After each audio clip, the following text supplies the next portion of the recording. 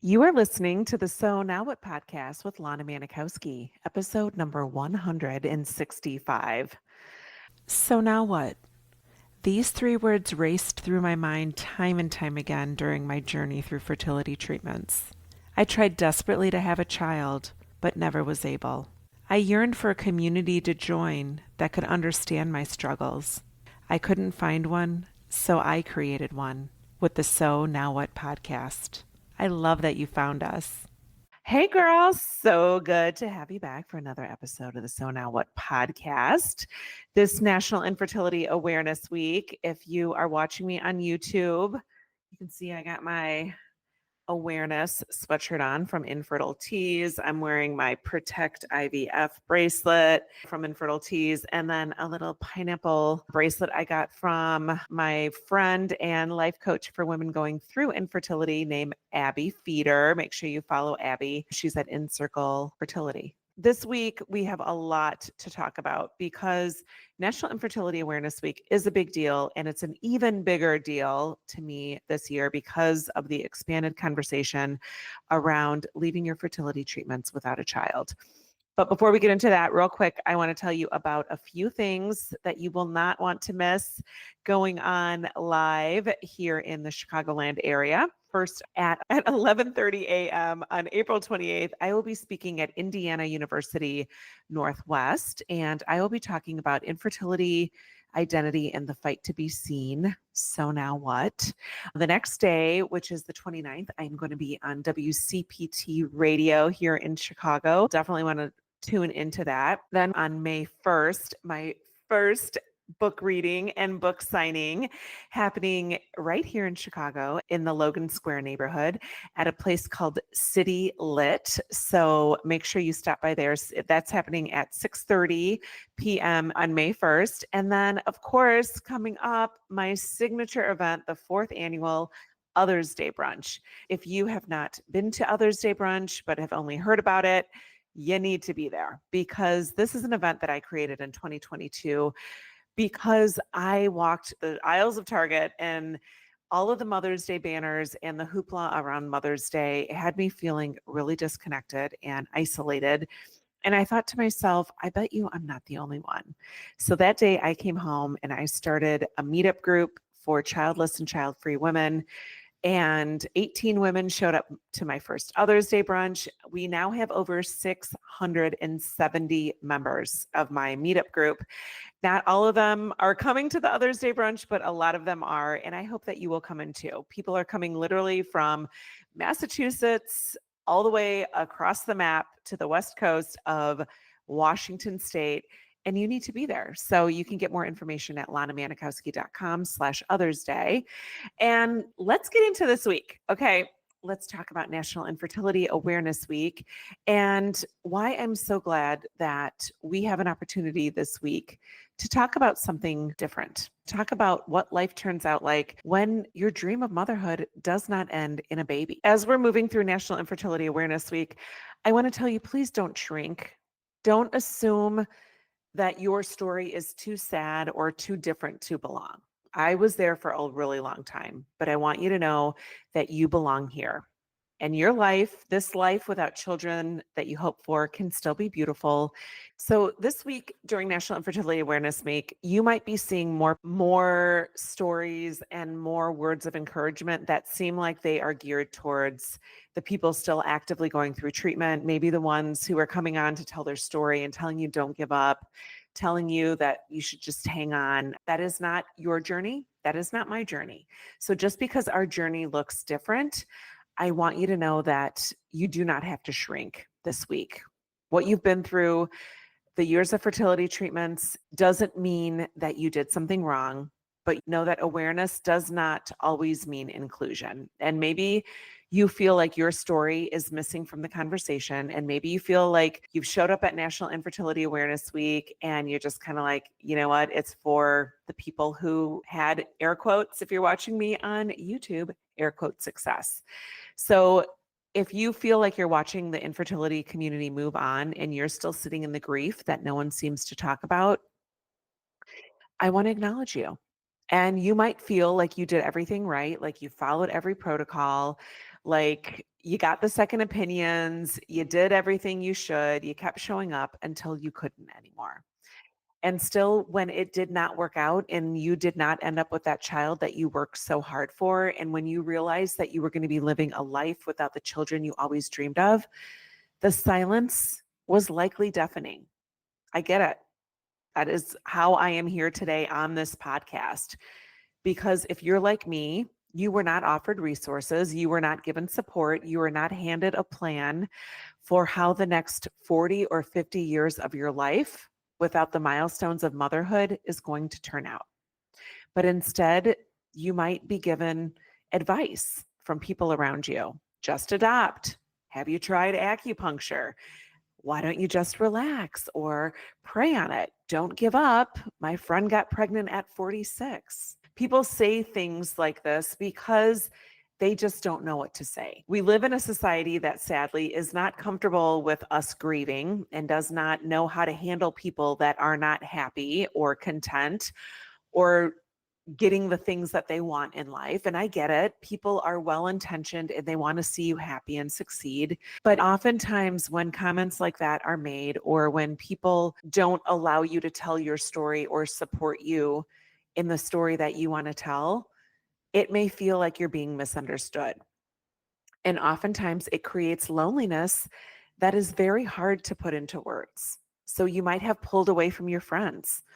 You might have stopped answering messages from people. Maybe you stopped going to baby showers and first birthday parties, not because you don't love the people in your life, but because it feels like there's no space for your story in theirs. And when your clinic had nothing to offer and your doctor couldn't look you in the eye and tell you that they can help you, and when your inbox was no longer popping up with messages in the patient portal, even though you thought that these people were going to be here for you, it confirmed the fear that life without kids is like on the wrong side to be, that there's no people out there that help people that end up like this. There's no conversation around it. So it might have you thinking like you're the only one, because if there was a greater audience for this, there'd be something established. But here's what I want you to hear today. Okay. I want you to know this. And I'm telling you this as somebody who has sat where you're sitting, that you are not an afterthought. You are not a failure, and you are not alone. That's the reason why you're listening to this. The reason that your heart leans in when somebody says, this wasn't the life I planned, but I'm beginning to love it anyway. If you know me, that is my message. I did not expect to be here. I thought I was going to be well on my way with 2 kids. That's what I wanted, 2 kids. And I never thought I'd become a life coach to women who are childless after infertility, or start a podcast, or write a book, or be trying to change the message around infertility, especially this National Infertility Awareness Week. This year, I'm hoping that you're listening into the messages that I am bringing in. On Monday, Resolve reshared one of my posts that talked all about leaving fertility treatments without a child, not having any resources. I want to make sure that you are seeing this. And also, if there's more that you want to hear, let me know. Reach out to me. People have been DMing me. People have started following me this week, telling me thank you. I finally am hearing my story, and that is my goal. For too long, I was part of National Infertility Awareness Week, and I'd be like, yay for them, but it sucks for me. And I want us to know that our story still matters, even though fertility treatments didn't bring us a child. And I don't want you to wait for permission to talk about that. You get to have a meaningful life, even if you didn't get the children that you dreamed of. So today I want to continue on like I've done the last couple episodes and share a passage with you from my new book, So Now What, which came out in April of this month. I purposely had it come out in April because I want to talk about National Infertility Awareness Week and bring more awareness that there is more resources available. If somebody didn't give you a resource and didn't give me a resource, now there's no excuse, because we have a resource about creating a life that you love, even though you didn't have the children that you dreamed of. So I'm going to read a section from chapter 14. So if you have the book, you'll see it's divided into 3 sections. And what I love about the way I wrote this book is that you don't have to consecutively read it like end to end. The way the chapters and the sections are laid out, you can easily see in the table of contents, like, what each chapter is about so that you can say, oh, this is something that's calling me today. So that's what I love about this book, is that you can pick it up and drop it down whenever you need to and come back to it throughout the year for different things like holidays and baby showers and birthday parties and all the things that seem to throw us for a loop. So yes, I want to share a passage from chapter 14. The chapter is called Avoiding Isolation and Strengthening Existing Connections. And I wrote it because I know how tempting it is to pull away when no one seems to understand what you're going through. So here we go. In order to make authentic connections with others, you need to have an authentic connection with yourself. Feeling connected to yourself might be a stretch right now and likely will continue to evolve. There is no itemized checklist that you can go through and then say, da-ding, I'm done working on myself. If you are looking to grow, so will your connection with yourself. It all works in tandem. It's one of the most meaningful connections that came after I decided to rediscover who I would be without children, but I did not do it alone. Humans, we're just social beings, and we need a community to lead happy, healthy lives. When you're going through infertility, it can feel like no one understands your struggle, your hopes, your dreams, and eventually the loss of those hopes and those dreams. You may feel like your story is too sad to be fully expressed, or talking about it is uncomfortable, not only for you, but for the people who you're trying to share your story with. You may resort to isolation because you don't want to be the wet blanket, or you might be distancing yourself from others for the simple reason that being around friends and coworkers who are parents, it's really painful. Managing your relationships with others can be a difficult path to navigate when you're childless, not by choice. But giving those relationships authentic care, thought, and connection will ultimately be part of what brings you the fulfillment of what your future and all the wonderful things you have yet to endure. That doesn't mean you're pouring yourself into others and always being the one there for everyone. It may mean that you choose to let some relationships end, or that you learn how to set boundaries when questions about your childlessness become too invasive. All right, so that's from chapter 14. And I want to know, does that resonate with you? I think a lot of us feel alienated. We feel like we're misunderstood. We feel like the people who we truly love and we thought we'd grow with just don't know how to be with us or for us the way that we want them to be. And that doesn't mean it has to be that way forever. And maybe you'll get to a point where you can verbalize what you're looking for, or you can open up about your story, or they'll start to realize that you are not a problem to fix. And I want to let that sink in, because you deserve to be known, not just for who you are and how long you've been in someone's life, but you deserve to be known, not just tolerated. And the path to being known, it starts with being honest with who you are and where you are, even if it's messy, even if it's different, even if it's nothing like you thought it would be. There is no one size fits all that comes next, but there is a next. And I want to help you find that. That is why it's so important for me to talk about my journey and to talk about the reality of what it's like to be left without your dream of motherhood. And when the world doesn't talk about it, I want to be the one who talks about it.